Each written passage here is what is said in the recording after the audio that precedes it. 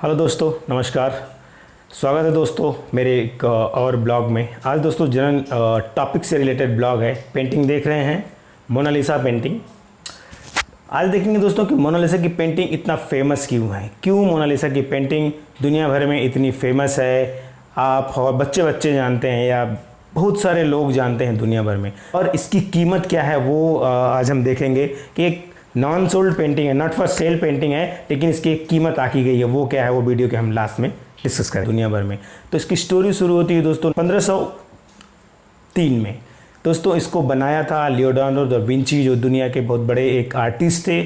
उन्होंने 1503 ईस्वी में 1503 में इसको पेंट किया था, और उन्होंने इसको गिफ्ट किया फ्रांस के राजा फ्रांसिस वन को, क्योंकि उनका लास्ट का जो टाइम था जीवन का वो उन्होंने उनके कोर्ट यार्ड में, उनके दरबार में बिताया था, तो उन्होंने उसको गिफ्ट कर दिया।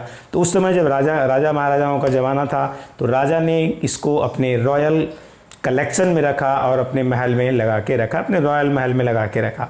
उसके बाद धीरे धीरे टाइम बीतता गया, 1 साल 2 साल 100 सालों तक, 200 सालों तक पेंटिंग वहाँ पे रही राजा के पास में। उसके बाद आता है जो टाइम 89 का रिवॉल्यूशन का टाइम आता है, फ्रांस की क्रांति होती है, आप जानते होंगे, और वहाँ पे पिक्चर में आते हैं नेपोलियन बोनापार्ट, पिक्चर में आते हैं। और उसके बाद वहाँ पे जब क्रांति जो होते हैं वो सत्ता के केंद्र में होते हैं, तो कुछ टाइम के लिए जो मोनालिसा की पेंटिंग है उनके बेडरूम की शोभा बढ़ाती है। कुछ टाइम के लिए वो अपने बेडरूम में इस पेंटिंग को रखते हैं। उसके बाद टाइम आगे बढ़ता है, आती है 19th सेंचुरी, यानी कि सन 1800 में फिर ये पेंटिंग चली जाती है म्यूजियम में। पेरिस का एक म्यूजियम होता है, फ्रांस की राजधानी पेरिस होती है, ग्यू म्यूजियम होता है। पेंटिंग वहाँ पे सजा दी जाती है, वहाँ पे लगा दी जाती है, और पेंटिंग वहाँ पे लगी रहती है। लोग आते हैं, देखते हैं, और उस तरह से टाइम चलता रहता है। जो म्यूजियम होता है उसका काफ़ी अच्छा नाम होता है, जिससे लोग आते हैं, तो पेंटिंग को भी उसी के साथ में फेम मिलती जाती है। फिर वॉल्टर पीटर जो कहते हैं कि ये कोई इंसान की पेंटिंग नहीं है, ये एक पिशाचनी है। जब किसी चीज़ के आगे पीछे इतनी अफवाहें उड़ती हैं तो ऑब्वियसली उसका नाम बढ़ता जाता है, उसकी फेम बढ़ती जाती है। इसकी भी जो पेंटिंग थी उसकी फेम बढ़ती गई। टाइम आता है 1911, पेंटिंग चोरी हो गई, और उसके बाद जब पेंटिंग चोरी होने की खबर न्यूज़ में आई 22 अगस्त 1911 को, तो उसके बाद बहुत सारे पेरिस में बहुत सारे लोग म्यूजियम की तरफ गए देखने के लिए। मतलब बहुत सारे लोग, जो दर्शकों का तांता था वो बढ़ता गया रोज़ का रोज़। लोग कि भाई पेंटिंग रखी कहाँ थी, कहाँ से चोरी हो गई। जिस वॉल पे वो रखी गई थी उस वॉल को देखने के लिए लोगों का हुजूम जमा हो जाता था। काम लगा कि जो मैनेजर है म्यूजियम का, जो मैनेजर है उसने चोरी कर लिया है। फिर उसको सस्पेंड किया गया, कुछ दिनों में उसको अरेस्ट किया गया, और ही वॉज जेल्ड। और उसके बाद टाइम फिर बीता 2 साल का। 2 साल के बाद में एक आर्ट के डीलर थे, उनको किसी ने कांटेक्ट किया वो पेंटिंग बेचने के लिए।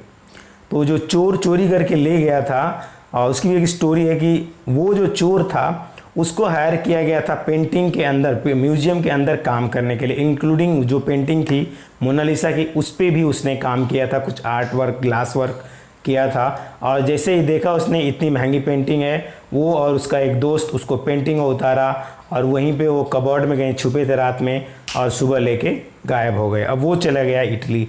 2 साल तक वो पेंटिंग को नहीं बेच पाया, क्योंकि मीडिया में हाइप था, न्यूज़ था हर जगह, और वो कहीं बेच नहीं पाया। उसके बाद धीरे से उसको लगा कि भाई अभी न्यूज़ शांत हो गया है। उसने कांटेक्ट करने की कोशिश की, डीलर को संपर्क किया। डीलर ने फ्रांस की अथॉरिटीज़ को अलर्ट कर दिया कि किसी ने हमें जो मोनालिसा की पेंटिंग है वो बेचने के लिए संपर्क किया है। उसके बाद अथॉरिटीज़ अलर्ट हो गई और जाके उसको इटली में उसको सीज कर लिया, चोर को पकड़ लिया।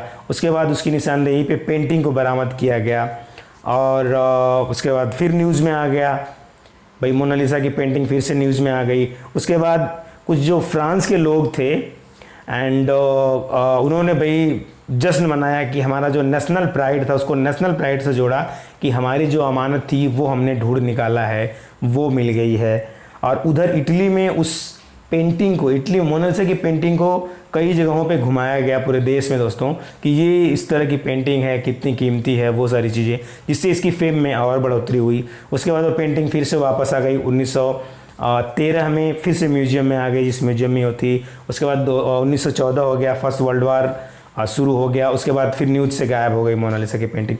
उसके बाद फिर जैसे ही वर्ल्ड वार ख़त्म हुआ 1999 में, 1919 में एक आर्टिस्ट थे मार्केल डुचैम्प, नाम देख लीजिए क्लियर बन से में, उन्होंने पेंटिंग के साथ एक थोड़ा सा उसके आर्ट में बदलाव कर दिया। मतलब पेंटिंग बनाई मोनालिसा की और उसको मूंछ बना दी और दाढ़ी बना दी और उसके नीचे कुछ कमेंट लिख दिया, वल्गर कमेंट, HOOQ, ये फ्रांस में कुछ वल्गर कमेंट होता है, उन्होंने लिख दी।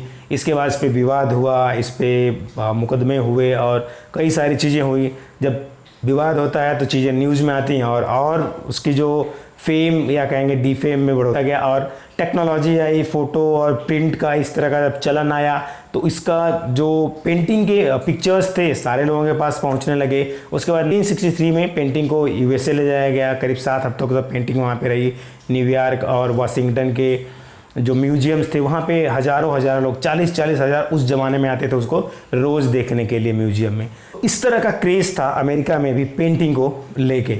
उसके बाद 10 साल का फिर वापस आ गई उस म्यूजियम में। उसके बाद 10 साल के बाद 1974 में पेंटिंग को जापान ले जाया गया। वहाँ पे हज़ारों लोगों ने उसका स्वागत किया और उसी तरह से हज़ारों लोग उसको देखने आए। तो पेंटिंग फेमस क्यों हुई? तो इस तरह के अलग अलग मुद्दों ने और करते करते इसको अभी टाइम हो गया करीब 500 साल बने हुए। तो पेंटिंग रियली में एक अच्छा आर्ट वर्क है, लेकिन इतनी सारी जो घटनाएं हुई, इतने सारे जो इंसिडेंट हुए उसके साथ में, वो पेंटिंग को इतना फेमस कर दिया। अब बातें आते हैं दोस्तों कि पेंटिंग की कीमत है दोस्तों अभी के मार्केट में 2019 या 2021 के मार्केट में जो आकी गई है 5000 करोड़ रुपीज़, 5000 करोड़ रुपए में इसकी कीमत आकी गई है। So that's all for today. और आज भी मोनालिसा की पेंटिंग पेरिस के लौरे म्यूजियम में रखी गई है। आप कभी जाएं पेरिस तो ज़रूर देखें। That's all for today, thank you very much. I hope कुछ लर्न किया होगा आपने नया। वीडियो अच्छा लगे तो लाइक करें, चैनल को शेयर करें, चैनल को सब्सक्राइब करें। Thank you very much. Keep learning, keep growing.